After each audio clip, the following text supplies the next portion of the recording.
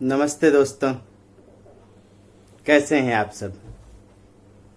अरविंद मिश्रा स्वागत करता है आपका घर बैठे खेल खेल में हिंदी साहित्य सीखने के इस कार्यक्रम में। दोस्तों, आज हम लोग देखने जा रहे हैं एक दुनिया समानांतर की कहानी, चीफ की दावत। भीष्म साहनी की कहानी है चीफ की दावत।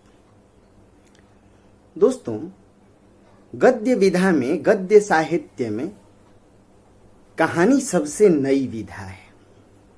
यानी गद्य की बाकी विधाएं तो 19वीं शताब्दी में जन्मी थीं, किंतु कहानी का जन्म 20वीं शताब्दी में हुआ। जैसा कि आप लोग देख रहे हैं कि 1901, 1902, 1903 इस काल में कहानियों की शुरुआत होती है। टोकरी भर मिट्टी, ऐसी कई कहानियां चर्चित हुई। उसने कहा था। दोस्तों, कहानी कथा साहित्य की सबसे लघु विधा है। इसलिए वेल्स जैसे पश्चिमी विद्वानों ने कहा कि जो महज 20 मिनट में खत्म हो जाए गद्य की, वही विधा कहानी है। जैनेन्द्र ने लिखा कहानी के विषय में कि मानव मन की भूख ही कहानी है। और प्रेमचंद ने माना था कि अनुभूति और अभिव्यक्ति दोनों का सुंदर सामंजस्य ही कहानी है। जयशंकर प्रसाद भी लिखते हैं कि वह लघु विधा जिसमें सौंदर्य का साक्षात्कार किया जा सके। यानी गद्य साहित्य की सबसे सुंदर विधा है कहानी। दोस्तों, एक दुनिया समानांतर में जितनी भी कहानियां हैं, यदि आप देखें तो उनका जुड़ाव नई कहानी धारा से रहा है। नई कहानी धारा या नई कहानियों की अपनी कुछ विशेषताएं रही हैं। महानगरीकरण से उत्पन्न जीवन विसंगतियां, या यूं कहें कि महानगरीकृत जीवन परिस्थितियां ही नई कहानियों के केंद्र में हैं। नई कहानियां आधुनिक भावबोध को उद्घाटित करती हैं। और ये आधुनिक भावबोध क्या है? औद्योगिकरण और महानगरीकरण से जो जीवन शैली उत्पन्न हुई, अकेलापन, कुंठा, संत्रास, मूल्यों से बेगानापन, अजनबियत, आत्मकेंद्रित दृष्टिकोण, पलायनवादी दृष्टिकोण, तनाव, संत्रास, आधुनिक जीवन में जो परिस्थितियां उत्पन्न हुई, ये वही परिस्थितियां थीं जिन्हें आप आधुनिक भावबोध कहते हैं या आधुनिक जीवन विडंबना कह लेती हैं। वास्तव में नई कहानियां इन्हीं जीवन विसंगतियों को उद्घाटित करती हैं। किस प्रकार मध्यम वर्ग, जो अंग्रेजी शिक्षा, नवजागरण परक चेतना, औद्योगिकरण और महानगरीकरण से उत्पन्न हुआ। फिर से सुनिए, ये जो मध्यम वर्ग है वह अंग्रेजी शिक्षा की उत्पत्ति है, महानगरीकरण की उत्पत्ति है, नवजागरण परक चेतना की उत्पत्ति है। और यह मध्यम वर्ग कहीं ना कहीं अवसरवादी तथा आत्म केंद्रित होता चला गया। इसकी इसी अवसरवादिता और आत्म केंद्रित दृष्टिकोण को नई कहानी धारा में उठाने की कोशिश की गई है। चीफ की दावत एक ऐसे ही आत्म केंद्रित व्यक्ति की कहानी है। इस कहानी में कुल 4 पात्र हैं। मिस्टर शामनाथ, उनकी पत्नी, उनकी बूढ़ी मां और शामनाथ का chief, head of the office, जो एक विदेशी है, अमेरिकन है। शामनाथ जैसे पात्र के माध्यम से भीष्म साहनी ने यह संकेत देने की कोशिश की है कि किस प्रकार आज का मध्यम वर्गीय व्यक्ति अवसरवादी है, अपनी महत्वाकांक्षाओं को साधने के फिराक में वह रिश्तों की बलि देने तक को तत्पर है।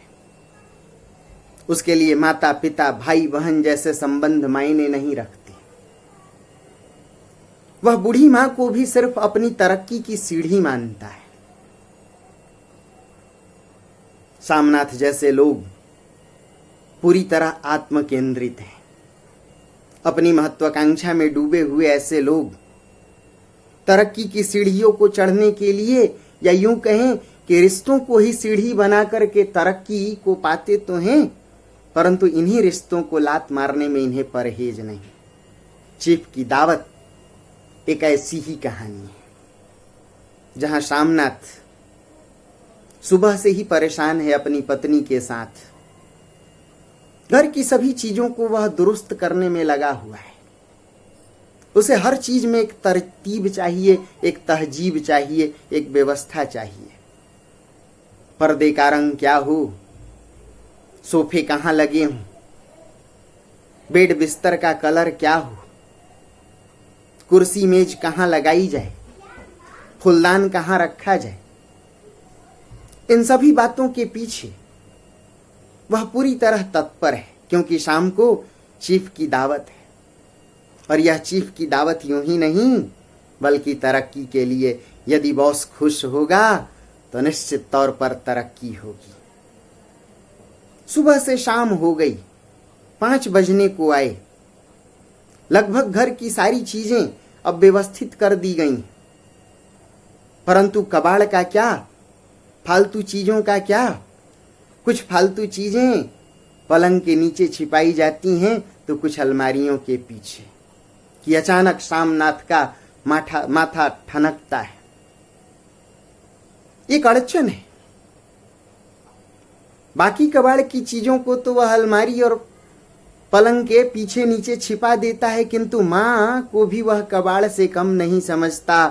बूढ़ी बेजान मां, दिखने में कुरूप मां, जिसके सर से आधे बाल झड़ चुके हैं, वह विधवा मां जो अपने बेटे को पढ़ाने के लिए अपने सौंदर्य को कुर्बान कर देती है, और अब चेहरे पर झुर्रियां हैं, शरीर नीम जान है, कपड़े में मानो एक बेजान शरीर लिपटा हुआ है। पहले भी मां कोई बहुत सुंदर नहीं है, क्योंकि जीवन की चक्की में पीसते हुए एक विधवा मां जब अपने बेटे को पढ़ा लिखा करके अफसर बनाए, तो आप समझ सकते हैं उसे किस कदर जद्दोजहद करना पड़ता है। लेकिन आज के बेटे, शामनाथ जैसे बेटे, उसी मां को कबाड़ माने बैठे हैं। तो शामनाथ बाकी चीजों को तो छिपा देता है, किंतु मां के रूप में कबाड़ को कहां छिपाए। पत्नी से सलाह लेता है तो पत्नी कहती है क्यों ना घर के पिछवाड़े से उसकी विधवा सहेली के यहां भेज दिया जाए, किंतु शामनाथ नहीं चाहता। वह नहीं चाहता कि वह बुढ़िया फिर से इस घर में आने जाने लगे। उसका आना जाना शामनाथ को पसंद नहीं। तो कहां छिपाया जाए मां को, क्योंकि बॉस की नजर यदि पड़ेगी तो आलीशान पार्टी में कदावर लोग आएंगे, चमक दमक से भरे लोग आएंगे। आखिर मां को बॉस की निगाह से बचाएं कैसे, कैसे छिपाएं इस फालतू बेमतलब की चीज को। और तब शामनाथ यह तय करता है कि जब तक लोग बैठके में बैठ करके ड्रिंक लेंगे, तब तक मां बरामदे में एक कुर्सी पर बैठेगी, और फिर जैसे ड्रिंक खत्म हो जाए तो मां अपने कमरे में चुपचाप चली जाएगी। इसके लिए वह सजा दे जाता है कि मां 8 बजे सब लोग आएंगे, उससे पहले ही आप अपना काम निपटा लीजिएगा, खाना पीना खा लीजिएगा। मां सनातनी है, हाथ में माला जपती है। कहती है मां कि बेटा जिस दिन घर में मांस मछली जैसी चीजें बनती उस दिन मैं खाती कहां हूं, इसलिए तुम खाने की चिंता ना करो, तुम्हारे बताए हुए मार्ग पर चलूंगी, जो तुम आदेश करोगे वह कुर्सी पर बैठी रहती है। शाम से घर में रौनक लगती है, ड्रिंक का दौर चलता है, और पार्टी तब रंग लाती है जब ड्रिंक्स पूरी तरह व्यवस्थित हो, उसमें कोई अड़चन ना हो। 10:30 तक ड्रिंक्स का दौर चलता है, और तब तक मां उस कुर्सी पर टांग लटकाए बैठी है। किंतु एक देहात का व्यक्ति, एक गांव का गंवई व्यक्ति अपने स्वाभाविक जीवन से हट नहीं सकता। उसी स्वाभाविक जीवन में जीने को वह आदी रहा है। पता नहीं माँ की आंखें कब लग जाती। दोनों टांगों को कुर्सी के ऊपर चढ़ाए, उसका मुख खुला हुआ है, खर्राटें ले रही है माँ। कभी सिर लुढ़क कर बाईं ओर जाता है, कभी सिर लुढ़क कर दाईं ओर। और जब सिर टिकता है एक जगह तो खर्राटों की आवाज तेज हो जाती है। शामनाथ डरा हुआ है इस परिस्थिति से, किंतु इन्हीं परिस्थितियों का सामना करना पड़ता है उसे। बॉस के साथ जब वह बरामदे की ओर आता है ड्रिंक्स खत्म करके डिनर लेने के लिए, तो मां की इस अयाचित दशा को देखकर वह हतप्रभ रह जाता है। किंतु एक अमेरिकन बॉस आज के भारतीय मध्यम वर्गीय बुद्धिजीवियों पर पाश्चात्य संस्कृति का नशा कितना गहरा होता जा रहा है, लेकिन अमेरिकन बॉस शायद मानवीय मूल्यों को पहचानता है। वह मां की स्थिति को देखता है तो वह कहता है, देखो तो इस बेचारी अभागन गरीब को। उसे सहानुभूति है, किंतु बेटे शामनाथ को कोई सहानुभूति नहीं। वह तो शाम से ही मां को सजा देकर गया है कि आप चुपचाप ऐसे ही बैठे रहिएगा, और यदि आपसे कोई बात करे तो उसे ढंग से बात कीजिएगा। जैसे चीफ की नजर पड़ती है शामनाथ की मां पर तो वह चला जाता है हाथ मिलाने। शामनाथ कहता है, सबसे पहले कहता है चीफ नमस्ते, तो मां भी लरजते स्वर में झुकी हुई निगाहों से लजाती सकुचाती नमस्ते कहती है। और फिर उसके बाद जैसे ही बॉस हाथ बढ़ाता है तो शामनाथ कहता है, मां हाथ मिलाओ बॉस से। दाएं हाथ में माला है और पल्लू में वो हाथ छिपा हुआ है, इसलिए नमस्ते करने के लिए भी एक ही हाथ बाहर है मां का, एक तो भीतर है। और हाथ मिलाने के क्रम में भी वह बायां हाथ ही मिलाती है, मानो शामनाथ पर घड़ों पानी पड़ गया हो। उसकी इस आलीशान पार्टी में, इस आयोजन में जुटी हुई संभ्रांत महिलाएं, देसी महिलाएं, भारतीय महिलाएं इस बूढ़ी महिला, अभागन महिला पर हंसती हैं, मां पर हंसती हैं। कहानीकार भीष्म साहिनी ने व्यंग किया है कि बूढ़े माँ बाप जिन बच्चों को पढ़ा लिखा करके लायक और योग्य बनाते हैं, अब वही अपने बूढ़े माँ बाप को अयोग्य और हंसी का पात्र मान बैठते हैं। उनकी हंसी उड़ाते हैं, उनकी खिल्ली उड़ाते हैं। चीफ कहता है, हाउ डू यू डू। बेटा शामनाथ भी कहता है, माँ बॉस को आप भी कहिए हाउ डू यू डू। अनपढ़ माँ कहती है, हो डू डू। समझा जा सकता है कि एक ग्रामीण परिवेश की महिला जो बच्चे को पढ़ा लिखा करके महानगरीकरण के इस भागम भाग की जिंदगी में तो शामिल करा देती है, उसे लायक बना देती है, किंतु स्वयं जीवन में अकिंचन बनी रहती है। वह महानगरीकरण के दौर के लिए फिट नहीं है। वह फ्लैट कल्चर में एक फालतू पुर्जा है जिसे किसी कोने में छिपा दिया जाए, संभ्रांत लोगों से जिसे बचाया जाए, कहीं बेइज्जती ना हो जाए लोग उससे मिलें तो। और तब जब हो डू डू कहती है तो देसी महिलाएं, भारतीय अफसरों की बीवियां और उसका खिल्ली उड़ाती हैं, हंसी उड़ाती हैं। किंतु चीफ मानवीय मूल्यों से युक्त है। वह पूछता है कि पंजाबियों को तो फुलकारियां बनाने आती हैं, और क्या आपके यहाँ के लोक गीत संगीत हैं, पंजाब में गाए जाने वाले गीत संगीत हैं। शामनाथ कहता है, माँ एक टप्पे गा के सुना दो। माँ लरजती आवाज में गाना चाहती है, संकोच में, और गाती है। 2 लाइन गाते ही उसकी सांसें उखड़ जाती हैं। बूढ़ी आवाज में वह जान कहाँ, और ऊपर से संकोच। वह भीतर से सकुचाई हुई है कि वह क्यों सो गई थी, क्यों उसकी आंख लग गई थी। लगता है बेटे की पार्टी भी खराब हो गई और शायद अब उसकी तरक्की के मार्ग में भी बाधा है। बॉस कहता है, क्या मेरे लिए आप फुलकारियां बनाएंगी? और शामनाथ कहता, हाँ क्यों नहीं, बिल्कुल बनाएगी माँ।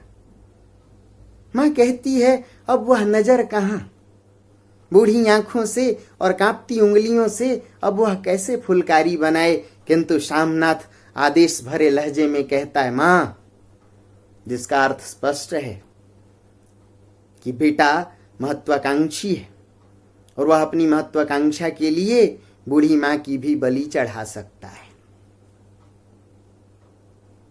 बॉस, चीफ और अन्य अफसर यानी श्यामनाथ के घर पर पधारे आगंतुक जब भोजन के लिए चले जाते हैं तो मां पशोपेश में, काटो तो खून नहीं। वह जैसे ही अपने कमरे में घुसती है, कमरे में घुसने की देर थी, आंखें छल छला उठती हैं, आंसू हैं कि रुकने का नाम नहीं लेते।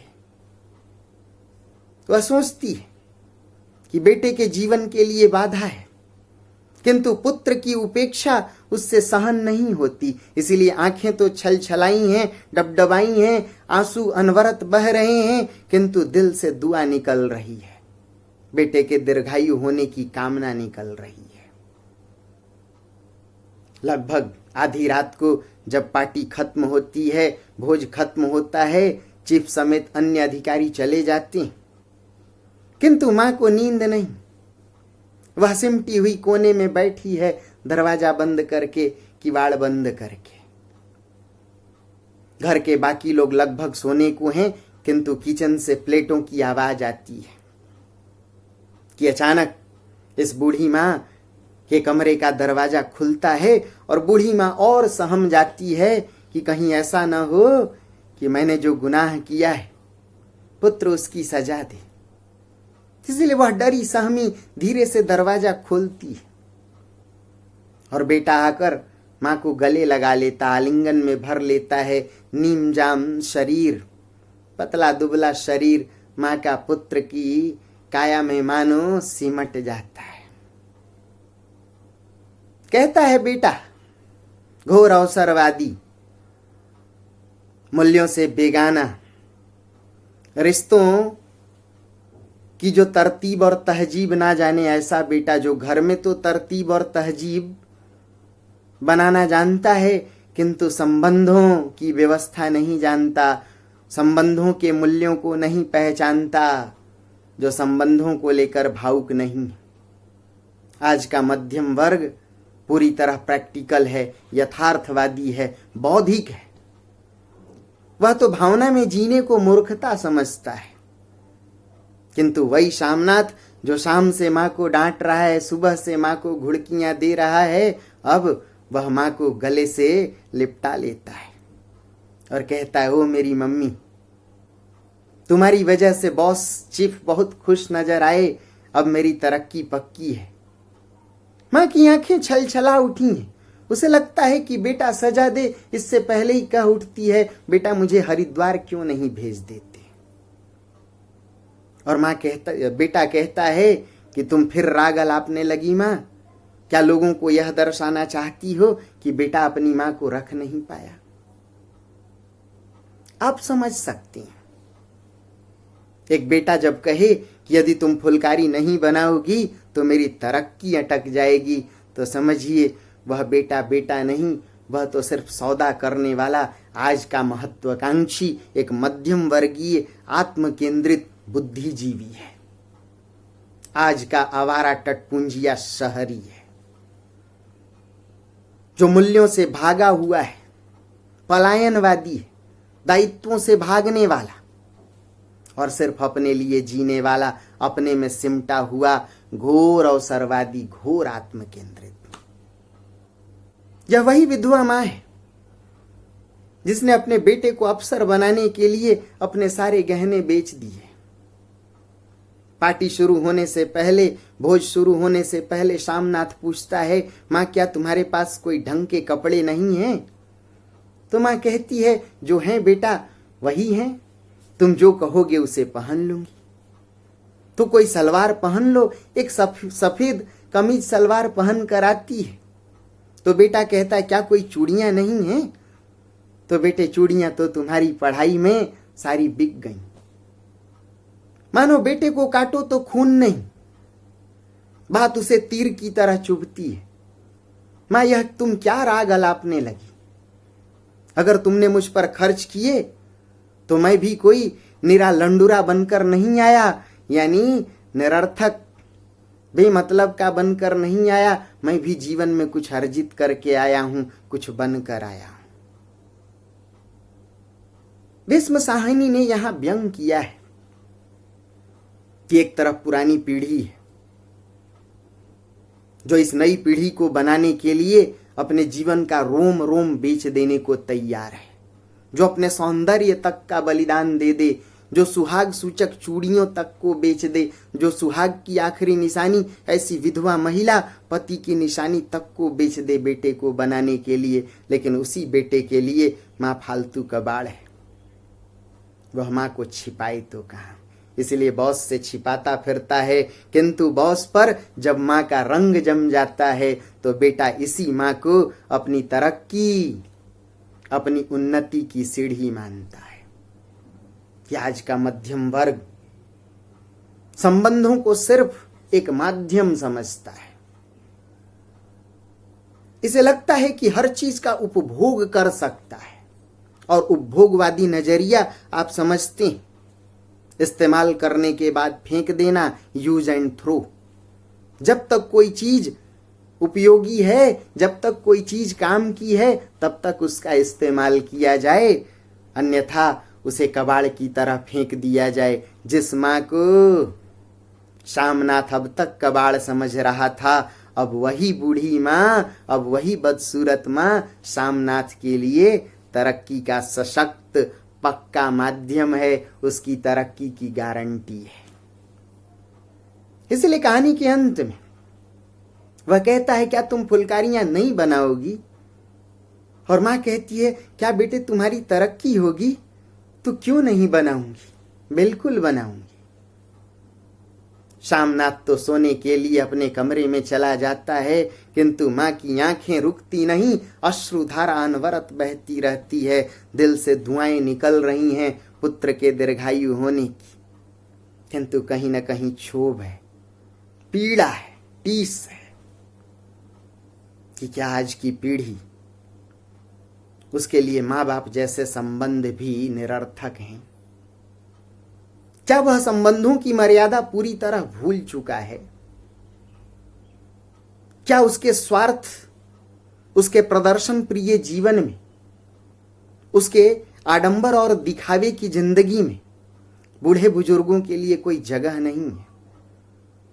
जिन बूढ़े हाथों ने उसे सजाकर संवारकर एक योग्य व्यक्ति बनाया, वही बूढ़े हाथ, वही झुर्री पड़े चेहरे अब उसके लिए बदसूरत और निरर्थक हो गए।